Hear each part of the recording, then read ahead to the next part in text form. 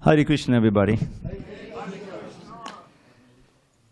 So, I'd like to speak a little bit tonight. Oh, I forgot to bring a Gita.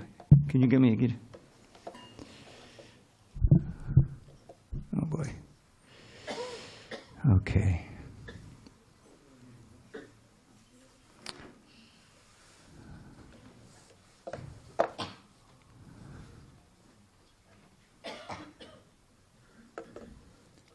Thank you.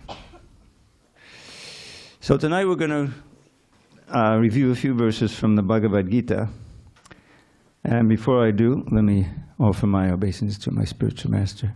Om Jnana Timarandasya Jnanandana Shalakaya Chakshur Unmilitam Mena Tasmai Shri Gurave Namaha. I was born in the darkest of ignorance, but my spiritual master Srila Prabhupada opened my eyes with the torchlight of knowledge. I offer my humble obeisance unto him and to all members of Sri Parampara, the disciplic succession. So, first of all, as you probably noticed, we have some special decorations on the altar, namely a nice variety of Srila Prabhupada's books. And this is a special season. It's the Christmas season. And every year, I joined in '73, and I think the marathon started probably the next year or the year after. It became clear that Prabhupada wanted his books distributed, of course, always, and that the Christmas season was the best time to do it. The people were in a giving mood, and they were going out, and the boats would go out. And gradually it developed into a big competition, and it was quite extraordinary. And of course, Prabhupada was writing his books, and the way he wrote, in case you don't know, the first few chapters of the Bhagavad Gita, first of all, producing the Bhagavad Gita as it is was a major step in Krishna consciousness movement. When Srila Prabhupada came to America, some of you know the story, many of you know the story. He came to America on this cargo ship called the Jaladuta, and he had free passage from a very pious lady, Srimati Morarji in Bombay, who owned a shipping line. But he was 69 years old, he wasn't in the best of health, and I mean, to just go on an airplane, and at that time would be difficult, but to go on the ship, it was very difficult for him. But he undertook this austerity to follow the orders of his spiritual master, Srila Bhaktisiddhanta Saraswati Thakur. Srila Bhaktisiddhanta Saraswati Thakur actually gave him that order when he first met Srila Prabhupada. This was in 1922 in Calcutta, and one of Prabhupada's friends had met Bhaktisiddhanta Saraswati Thakur, who was the son of Bhaktivinoda Thakur, very erudite, exceptional acharya. From his childhood, whatever he read, he never forgot anything. Can you imagine that? Can you say that? No. You probably read stuff about a year ago that you forgot, right? Anyway, I'm just kidding. It's amazing. I mean, but he was incredibly erudite, and he was trained from childhood by Bhaktivinoda Thakur to be a pure Krishna devotee, which he was, of course, very pure. So anyway, Prabhupada, when he first met him, Prabhupada was a little reluctant. It's a very nice story. Prabhupada's father was very pious Vaishnav, Gaur Mohan Dey. And whatever sannyasi, sometimes there were sannyasis, they were dressed as sannyasis, but they were sadhus. He would invite them into the home, Prabhupada's home, and he would, feed them and honor them and so forth like that. But Prabhupada saw, he saw that some of these sannyasis, you remember telling a story how one, he would put on the sannyasi robes in the morning and go out and do the begging, and he'd take it off in the evening and just, be like a regular person. That's not how sannyasis are supposed to. So he saw a lot of people who were faking it, So when his friend invited him to see this special sadhu, he was very reluctant. No, I've seen so many sadhus, I don't want to go. So there was a whole tug of war on the street. He said, come on, no, come on, this is special. Oh, okay, because it's Prabhupada's friend. So we took him upstairs at the top of the building. It's called Ultadanga. And Bhaktisiddhanta Saraswati was sitting on the roof with some of his disciples there. And Prabhupada, at that time, this was 1922, I think, and Prabhupada was 26 years old. He was already married. I don't know if he had one child, at least he had one child on the way. And he was working in a pharmacy type thing and producing medicines and representing. So he was a responsible householder. So anyway, he was a follower of Gandhi. He could immediately be told, I don't know if you know the history, but one of Gandhi's things was we have to start making our own cloth, right? So he said, okay, we'll weave our own cloth. And so one of the symbols of the Gandhian movement was a sewing machine, what do they call it? Huh? Homespun. Yeah, homespun, yeah. So Prabhupada was wearing that. It's called khadi. It's kind of, because the British wanted all the Indians to buy all the cloth from England, pay a lot more. So this was a way of a revolution, So Prabhupada was wearing that. He was obviously a follower of Gandhi. But he was trained as a Vaishnava. His father was this great Vaishnava, Gaura Mohande. So anyway, they offered their obeisances, and even before they got up, Bhaktisiddhanta Saraswati was saying, oh, you two are nice, educated young men, you should spread the movement of Lord Chaitanya abroad in English. And Prabhupada said, what is this? We haven't even said hello yet, So he started, no, you can't do that. Because you're pointing your feet to the deities. Sorry, you can't. If you want, you can sit on one of the benches, if it's more comfortable. You okay? All right. So anyway, Prabhupada said, what is, okay, so he was a great debater. He had never lost a debate, in college. He was very brilliant. So Prabhupada said, what's the use? He was in Gandhi's movement. So India was dependent. There was this whole movement of independence. So he said, well, who's going to listen to us? India is completely dependent. Until we get our independence, it doesn't make any sense to go abroad and preach, And Bhatta says, no. The movement of Krishna consciousness is so urgent that it cannot wait for independence. It's much, and so there was this big debate, and Prabhupada later said, in his talks, I lost that debate.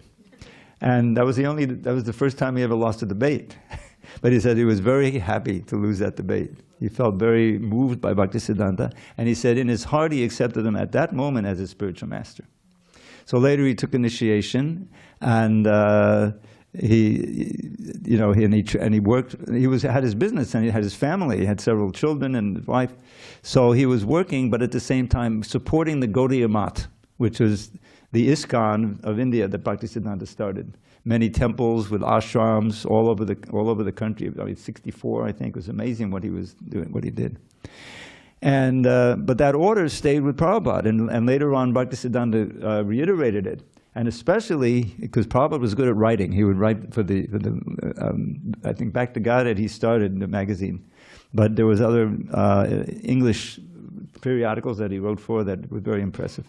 So Bhaktisiddhanta said, you should preach in English, you should go abroad, So Bhaktisiddhanta had sent some representatives, some disciples to England to preach, to start it.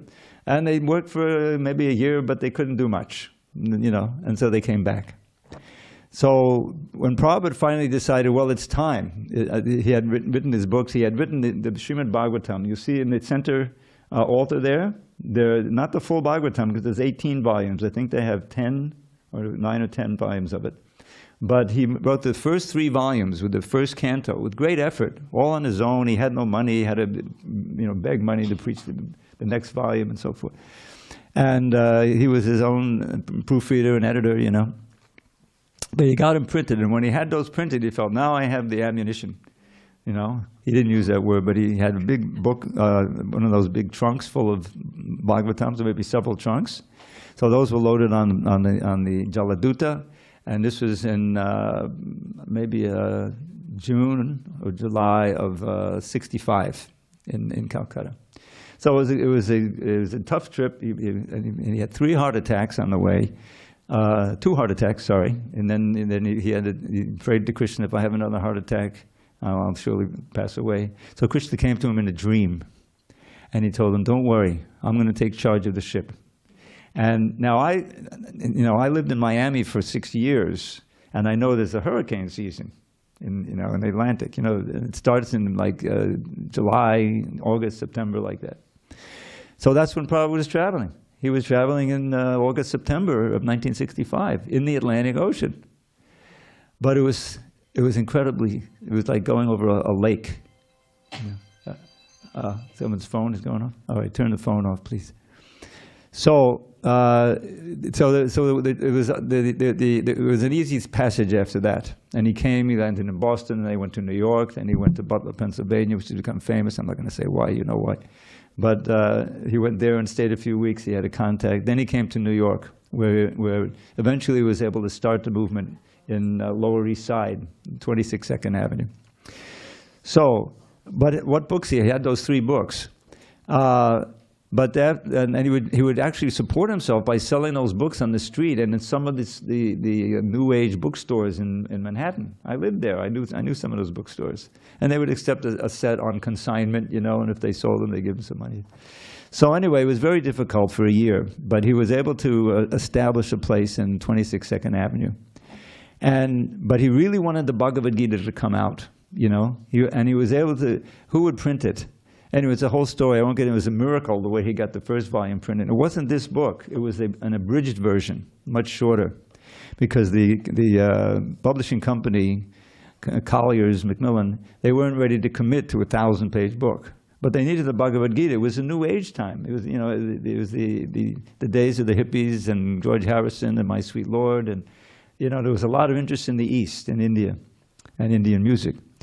So they accepted Prabhupada's abridged Bhagavad Gita, and then with a great effort, you know, he typed out the first few chapters himself, 2 fingers, his own little manual typewriter he brought with him. And then one of his disciples saw in one of the shops in Lower East Side a dictaphone that was for sale, you know, where you can just dictate a tape and then someone will transcribe it a lot faster. So miraculously, you know, he got that and he looked at he learned how to operate it and he gave it to Prabhupada. Prabhupada knew how to operate it. How did he know that? You know, somehow he knew how to operate. So he's dictating it. And then the transcribers. Now I've worked as an editor. I've been in the movement since 1973. It's now almost 53 years. It'll be 53 years in March. And I joined at the temple where the books were being produced in Brooklyn, New York at that time. All the artists were there, you know, painting some of these beautiful paintings you see here. And so I was reading Krishna book. How many of you know about Krishna book? Okay, Krishna book is very famous. So I was reading the first version printing of Krishna book, but it had a lot of little mistakes. You know, little spelling errors and things that I noticed. So I told the manager, I said, you know, I find a lot of mistakes in this book. He said, oh, really? You know, here's a red pen. In your spare time, they didn't give me a desk or anything. You mark it up because we're going to reprint soon. So that, after a month or 2, I read the whole thing and I marked it up. He said, oh, this is very good. Maybe we'll see if you can get you on the press. So there was a tug of war because I was engaged in other temple activities. But that's how I was able to join the Bhaktivedanta Book Trust.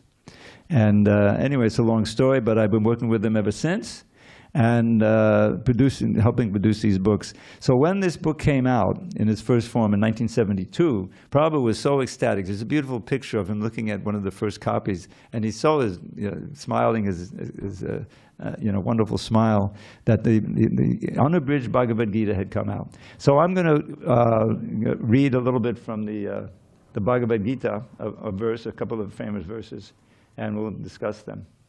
And I think you'll appreciate how wonderful these purports are. So I'm going to just summarize some of the early philosophy, which many of you are probably familiar with. But I'm just going to record this, if you don't mind. So on this 21st day of December in 2025 in San Diego, we're reading from Srimad Bhagavad Gita as it is, translation and commentary by His Divine Grace A.C. Bhaktivedanta Swami Prabhupada. And I thought I would share with you this verse in the 7th chapter, text 14. Those of you who are familiar with the Bhagavad Gita may know this verse, and some of you may even know it by heart, by Sanskrit. So I'll chant that, and you can repeat. All right, text 14. Daivi Esha Gunamayi Mama Maya Duratjaya Mameviye Papadyante Mayametang tarantite. Okay, so I'm going to read the translation, and then I'm going to explain a little bit of the concepts in there, because this is a lot of material that Krishna has already explained. So Krishna says to Arjuna, this divine energy of mine, consisting of the three modes of material nature, is difficult to overcome, very difficult to overcome. But those who have surrendered unto me can easily cross beyond it. So, what is this divine energy of mine? The divine energy of mine is actually this material world. This material world that we live in, we just think of it as the world. But we soon learn in the Bhagavad Gita, or you listen to Prabhupada's lectures, that there's another world. There's also the spiritual world. But that we have to learn about. But we're familiar with this world. So why is this divine? It's divine because ultimately it's created by Krishna. And he's the ultimate divinity. So even though it's material in the sense that it's not conscious, most of the energy here, we're conscious, we're the spiritual element in the material world. It's still under his control. He's the creator and the controller of everything. So that's why I say the divine energy of mind. Now this concept of the three gunas, I'm just going to introduce this for those who aren't familiar. The word guna means different things. As Prabhupada will mention in the purport. I'm not going to read the whole purport, maybe this way. Guna means quality. It also means a mode of nature, which I'll explain. Many of you are familiar with that concept. And it also means rope. Rope. So we're all familiar with the modes of nature, but we may not know them as such. Now, there's a mode of ignorance, the mode of passion, and the mode of goodness. And they all have different symptoms or different qualities that will manifest in us. If one is in the mode of goodness, then he likes to be clean, he might have a philosophical bent of mind, he realizes the need not to just let the senses run wild, not into intoxication, very interested in cultivation of knowledge, things like that. If one is in the mode of passion, he really wants to enjoy, how can I make some money so I can make advancement, and become wealthy and really enjoy in this world. And so that's the symptom of the mode of passion, is where you're controlled by your lower desires. Mode of ignorance is someone who's kind of thrown in the towel, lazy, doesn't like to get up, go to work, maybe homeless, these days. Unfortunately, that cultivates the mode of ignorance. And we all may, it's not like, we're in one mode and we don't get into the other modes. We may be predominantly in mode of passion, but then we let the mode of ignorance get in. I remember as in high school, I was a student. I loved to stay up late, work hard and like things. But then the weekends, oh boy, I loved to sleep in, especially Sunday, sleep in maybe then 11, 12 o'clock, right? And then, so that's the mode of ignorance. So I let the mode of ignorance take over. So Krishna says these modes are divine, gunamahi. They're mine, gunamahi mine. Mama maya duratjayad. They're mine because they're created by Krishna. And they bind us, and that's where the ropes come in, you see. Now, it's important to understand that the first chapter of Krishna's instructions begins in chapter 2. And basically, he's teaching the ABCs right there of spiritual life. The first thing we have to understand is that we're not the body, we're pure spirit soul. You see? And he has this wonderful verse that anyone can understand. If you just, Dehinosmin yata dehe, komaram yovanangjada, tata dehantara praptiya, dhiras tatra namuyati. How many are familiar with this verse? Don't be embarrassed if you don't know. Yeah, it's great. So in this verse, Krishna is giving us a very easy way of understanding how the soul transmigrates through different bodies.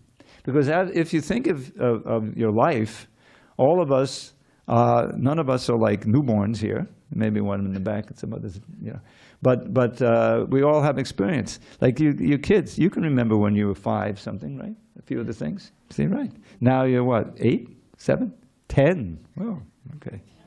So you have so many memories. So now you can remember you did these things, but you had a different body, right? Your mother, you were smaller, right? And in mind, you didn't know so many things. So your mind and body were different, but you were the same person, and you have the same name, obviously, right? So that will continue. Krishna says, from childhood to youth to old age, The body changes, but the soul remains the same. But at the time of death, that's going to happen. All these bodies are just complicated machines. The soul doesn't die. It goes on to another body. So even in this one body, we're transmigrating. Body's different, but the soul is the same. You see that?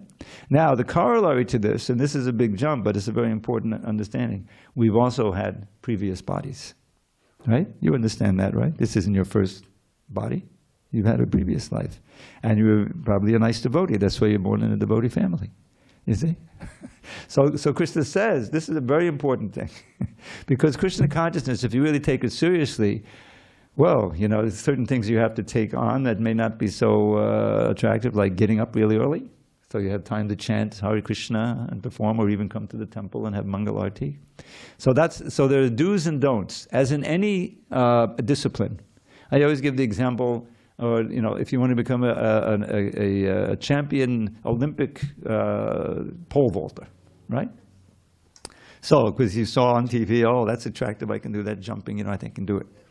So what do you have? So you have to get a trainer, right? Maybe you go to high school and you can get a trainer. Things you have to do and not do. You have to work out, get in shape, you know, and hold the pole this way, don't hold it that way. So there's things to do and things not to do. Similarly, Krishna consciousness is a discipline, or what we call a sadhana, a practice. But the goal that we're looking for is to fulfill the mission of human life. It's not just some external honor, you know, some diversion. But still the principle of do's and don'ts and really keeping the goal in mind is still there. So, and it's all based on knowledge, you see? This knowing that I'm an eternal soul and that there's a mission in human life. What's the goal of all this? Prabhupada has this concept. He gave us this wonderful duality of Shreyas and Preyas. Everyone know what the Shreyas and Preyas is? Preyas is your immediate, or a little bit, you know, removed goals, but there's still goals that are material, something that way you can make your body more comfortable or make some money or something like that. So that's Preyas, but especially the immediate happiness. You know, you're hungry, I have to get something to eat, you know, what's for dinner, Mom, you know, like that. That's Preyas. Nothing wrong with it. But more important for our understanding as a spiritual soul is what's the Shreyas, what's the ultimate good that we can achieve. So the preliminary definition of the ultimate good is breaking free from the bondage of birth and death. This is the same thing in the Buddhism. I remember that term samsara. I learned that. I read a book on Buddhism. Did everyone read that? Where was it? No, it wasn't the Eightfold Path. Yeah, the Tibetan Book of the Dead, right? Wasn't that? Yeah, that was also there. So many things, but they're into ending samsara. That's the thing. But their idea is that to void it, you know, that everything is ultimately void, and if you don't have any attachments at all for anything, then you can merge into the void and you'll end no more birth and death. But that's not attractive for devotees. That's why we say nirvishesha shunyavadi paschata deshatarine. That Srila Prabhupada is saving us in the Western lands from nirvishesh shunyavadi. These are two Sanskrit words. Nirvishesh means no details, no varieties. That's the Brahman effulgence. There's three different levels of God realization. The first one is what we call impersonal, Brahman effulgence. Just like if you see any of these paintings here, and you see Krishna or even Rama there, you see, and Sita, they're both divine, you see? They have the effulgence painted, Prabhupada already painted. You see, Krishna always has it. So that's because the Brahma Jyoti is Krishna's bodily effulgence, you see? And that's spiritual. I mean, oh, no more physical body, no more birth, old age, disease, and death. But that's not the essence of happiness, you know? If you merge into that, I give the example, I don't know if you've ever experienced this directly, but I didn't either, but I read about it. The sensory deprivation chamber, have you ever heard of that? Where the water is exactly bodily 98.6, right? And they put some salt in there so you can float, you know? And you go in there at perfect temperature, and you can just, oh. But then after a while you say, hey, I got to go to work. I got to, you know, what time is it, right? In other words, you can't stay there forever, so you have to leave. So the Brahma Jyoti is like the ultimate sensory deprivation chamber. No more physical body, no more thoughts, no more anything, just I'm conscious that I'm conscious, And there's no birth, no death, old age and disease. But that's like if you get an accident and you're in the hospital and you're in traction, you broke your leg, Okay, so your friends come and visit you, your family comes, and you stay in there, I don't know how many weeks, and all you can think of, how can I get out of here? When am I going to get out? Finally the doctor says, okay, you can have this walker, you can leave. Oh, right, finally, I'm out of the hospital. Great. So what do? Just sit down on the curb and say, finally, No, you take up the former life, right, that you had before. So this life, this is a big understanding, and this is the basic principle of Krishna conscious philosophy. That this life that we're leading, and the whole material world, any animal or whatever, any conscious being, it's not our real life. This is a punishment we're in.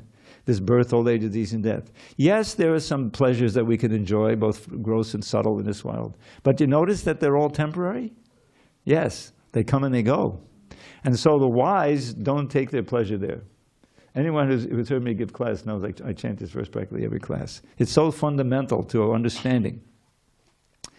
5th chapter, text 22. You look at home, those who have the Bhagavad Gita. Yehi sansparjaja boga dukkha yonaya evate. Ajandamantam konteya nateshu ramate buddha. The intelligent. So it says, the pleasures that are due to the contact of the senses with the sense objects, the intelligent don't take part in those. O son of Kunti, those pleasures, which are mainly what we're familiar with, are the sources of all misery. They have a beginning and an end, and so the wise do not take part in them. But we're living entities, we're enjoyers. In other words, we're searching for pleasure, but not that pleasure. That pleasure will keep us bound to this material world. So where do we get the pleasure? Previous verse, text 21, 5th chapter. You can look it up at home. Bhaya sparshesu asaktatma vindatyatmana yat sukham sab brahma yoga yuktatma sukham akshayam ashnute. Now let's just think of the last phrase there. Sukha means happiness, akshaya means unbroken, ashnate enjoys. Now, as we mentioned, I think everyone here knows, any material happiness, any sense pleasure you enjoy, it comes to an end. And if you try to indulge too much, immediately you suffer, right? Everyone had the experience of eating one plate too many of halva. I used to have that all the time. Then you have to fast for a day or whatever. So there's a limit. There's a limit, and it's temporal as well. So here he's saying, bhaya sparshesu asakman, not indulging in the sense pleasures, but enjoying the happiness within. You see, Krishna is in our heart, every one of our hearts. He's there as the super soul, and he ought to manifest as Krishna, as a threefold bending form. So sukha bhaya sparshesu asa. Bhaya means external. External pleasures, no, you're not attracted.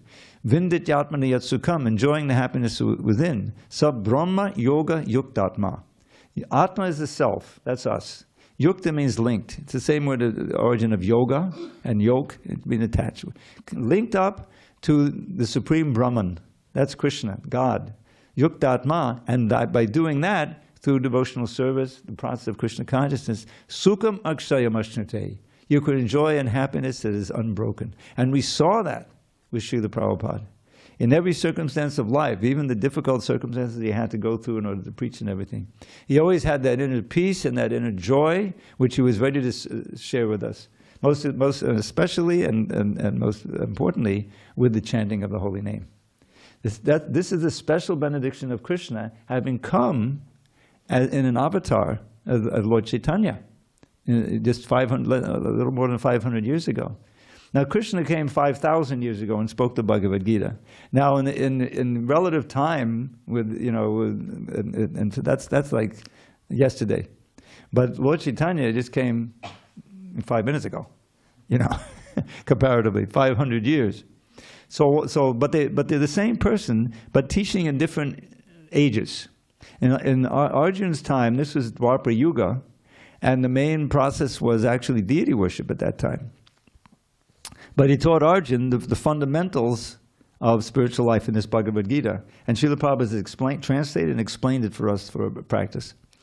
So the main principle is that we have forgotten our relationship with God, with Krishna. And that relationship exists in a certain, what we call rasa, or mellow. Now we're familiar with those, maybe not by that name. But you know, as human beings, we have friends, we may have a wife or a husband, we may be parents, children. These are all different rasas. Parental ras, you know, a mother and child. Prabhupada said a mother's love for the little baby is the closest thing we have to this selfless love that is meant for Krishna. What is the mother's happiness? If she sees that the baby is peacefully sleeping, or that she's actually smiling up at the mother without the teeth, you know, it must be so charming. And she's well fed and healthy, then the mother is happy. She doesn't. There's no bargain there. You know, she doesn't have to tell, what can you do for me? No, the only thing that fathers can do is to just be happy and pleasant, you know, and love the mother. So that's selfless love. And that's the kind of love that Krishna is looking for, and that eternally we have with him in a certain relationship. It may be as a mother or a father, could be as a friend, could be as a gopi, could even be as a cow. You know, cows are fully conscious there. Yeah, and Krishna knows them all their names and everything, and they have a great time going and cavorting with them in the forest and everything. So the point is that completely spiritual, in the completely spiritual world, everything is conscious. Here, most things are unconscious. You know, this table is unconscious, but it's being used in Krishna's service, so it's sacred, right?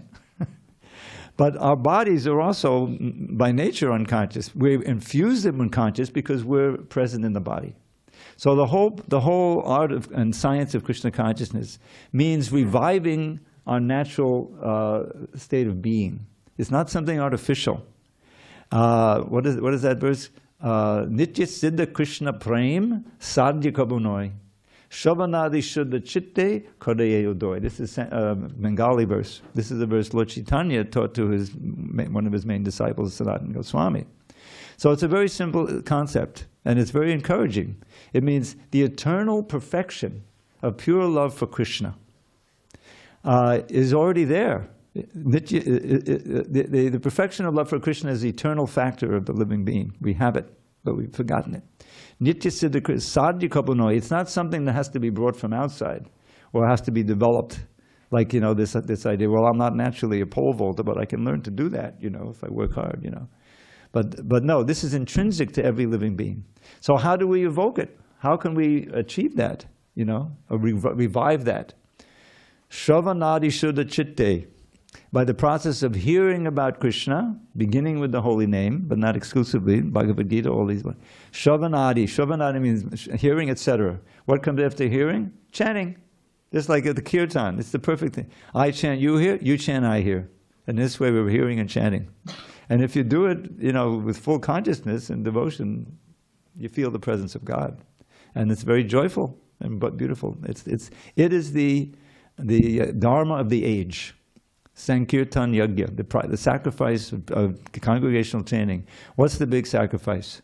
I know you had to drive here, you know, on I-5, that's probably a big sacrifice, difficult, and so forth. But whatever gas you spend, whatever time you spend, it's not like you have to buy 40, 54-gallon cartons of ghee, and you have to hire, you know, 30 Brahmins who know all the mantras, and then you perform it and everything. That's the sacrifice that they had in the Treta Yuga. We don't have to do that. It's not necessary. This age is a special benediction. The Sankirtan Jaga verse. Some of you know this verse. Kalir doshana de rajan asti eko mahan guna kirtana deva krishnasya mukta sangha param vajet. Now, there's one little preliminary instruction. The last line, mukta sangha. Mukti is, you know, whether mukti. Mukti means liberation, right? So what we really need to be liberated from in order to get free and go back to Godhead is all the attachments we develop in this world from previous lives and this life. Because those attachments for those sense gratifications, they keep us coming back. Because when we leave, when the body dies, like we have to, this is, you know, I mean, we all recognize it's going to happen. But it's wonderful to realize that we don't die. The body dies, but you don't die. The soul never dies. Najayate mriyate vakadachan nayam budva bhavitava nabuya ajo nitya shastratam yam purano nahanyate hanyamane shirire. This is chapter 2, text 20. Very important. For the soul, there is never birth or death at any time. The soul doesn't come into being. They're not coming into being now. They won't come into being in the future. They're already here. We're all created as eternal as Krishna is. Aja, Nitya, unborn, eternal, ever existing in the primeval. The soul is not slain when the body is slain. Now that is a very encouraging verse, especially if we're making progress in Krishna consciousness. This goes with another verse in the second chapter, very near it. Nehebi Kamanashosti, Pratyabhayana Vidyate, that in this endeavor, Krishna consciousness, cultivating consciousness of Krishna in our very life at every moment, there's no loss or diminution. Even a little advancement on this path of Krishna consciousness can protect you from the greatest danger, which is to lose the human form of life. To act in such a way in this life that you get degraded down to the dog's life or whatever it is. Human life is very rare, and we should, but it's great if we make, just like coming, even chanting, just being in this kirtan and hearing me try to explain the Bhagavad Gita, and you've already advanced. None of you are going to be born, you're all going to be human beings, and you'll be born in a family where you can continue your advancement in Krishna consciousness. Isn't that encouraging? Yeah. It's encouraging to me, because I don't know if I can make it back this one life, but you don't lose anything. This is the most amazing thing. Everything else, these billionaires, I'm not going to sully the atmosphere by giving any names. You know who they are, multi-billionaires, Oh, he's worth $600 billion. Yeah, and how long are you going to have that billions? What do you have to do to get those multi-billions? That's going to, you're going to lose the human form of life. Of course, anyway, I'm not going to get into it, but some of them may have heard of Hare Krishna. Even if just one name you chant, then the next life you'll chant 2 names. And in other words, you made some advancement. So that's very encouraging. So back to because it's getting late. So the point is that we are eternal souls. We're part and parcel of Krishna. Our natural position, this is very encouraging, is to be blissful all the time. Because that's what Krishna is. This is Vedanta Sutra. Anandamayo Bhyasat means that Krishna is always full of bliss at all times. And how do we know? From his lila, from studying his life. Even when he's chastising Kaliya, he's killing Aghasura, or even Nrsingadev. He looked to be very angry, but he was very blissful when he was killing Hiranyakashipu. It's not that he was in a depressed condition. He was angry, but he was also... But the point is, Krishna is always filled with bliss. We're part and parcel of Krishna. We have that natural tendency. But in our conditioned state, when we're controlled, back to our verse, by these modes of nature, because we're infinitesimal, we can be overwhelmed by them. Then we're bound up by our karma and by these modes. So how to transcend the modes? To surrender to Krishna. You can cross beyond them. And that's the whole point of this Krishna consciousness movement. And we should also feel empathy and sympathy for those who had never heard of Krishna. That's the idea. That's why Prabhupada took so much effort to come here, because he felt, I'm like Prahlad Maharaj, anywhere I am, I can dive into an ocean of bliss. He's speaking to Nrsingadev. Now Nrsingadev also has, that Nrsingadev, he's scary, right? But he also has a Komala. He has a very gentle aspect also, Komala Nrsinga, especially when Prahlad is there.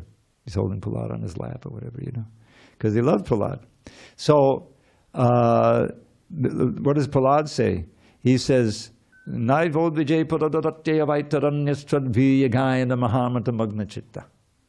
there. This is after Nrsingadev killed Hiranyakashipu. You've all seen the movie, right? Yeah, I saw it. Isn't that a great movie?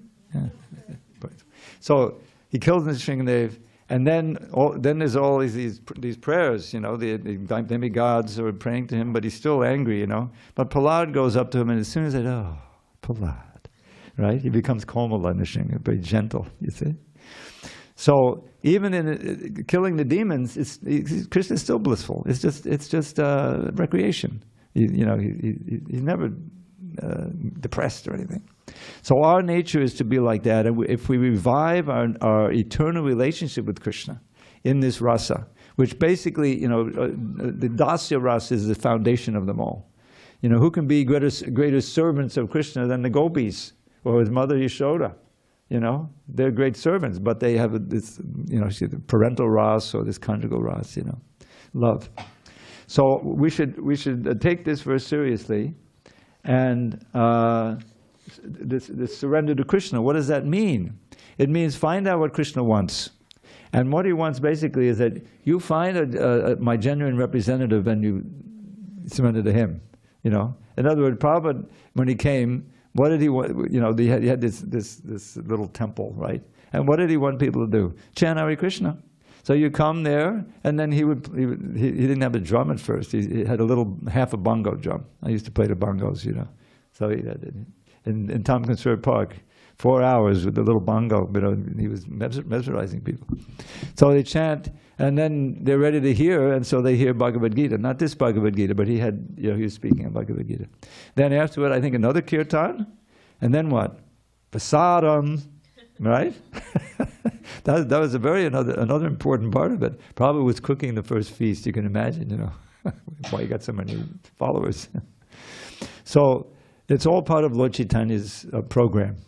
For the masses, that's what he would do. He would lead the kirtans, in Puri during the Ratha Yatra, he would be dancing and chanting and chanting and dancing. And then there's a big distribution of prasadam. Prasadam means the grace of the Lord. You prepare it with love, you offer it with love, he takes it with appreciation, and he leaves the remnants, and you honor it with appreciation. And that is a spiritual experience. So that's it's not sitting for hours, in the Himalayas, trying to control the senses and the breathing, I mean, you can do that for health, for a few minutes a day or whatever it is. But the main process is to chant on the beads and chant in congregation. This is the way that very important and very esoteric, miraculous, amazing thing, is that Krishna is present in his name.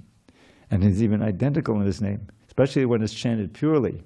So when Prabhupada chanted, leading the kirtan, the devotees who were hearing were associating directly with Krishna and being purified and attracted. The name Krishna is filled with so much nectar. If you hear it and you appreciate it, and there's like from that holy name has expanded all these literatures that the acharyas have written, that Prabhupada didn't have time to translate. He didn't finish the Bhagavatam. I was blessed with the opportunity to work on completing the Srimad Bhagavatam. But we have the 10th canto. Okay, I'll give you a sample of some of these verses. This is one of my favorite verses. So how do we think of Krishna? So there's all these details, 64 qualities of Krishna. Srila Prabhupada translated the Nectar of Devotion. They're all listed there, then they're explained. Each quality has a little paragraph showing how he manifested this beautiful quality. This is how you can remember.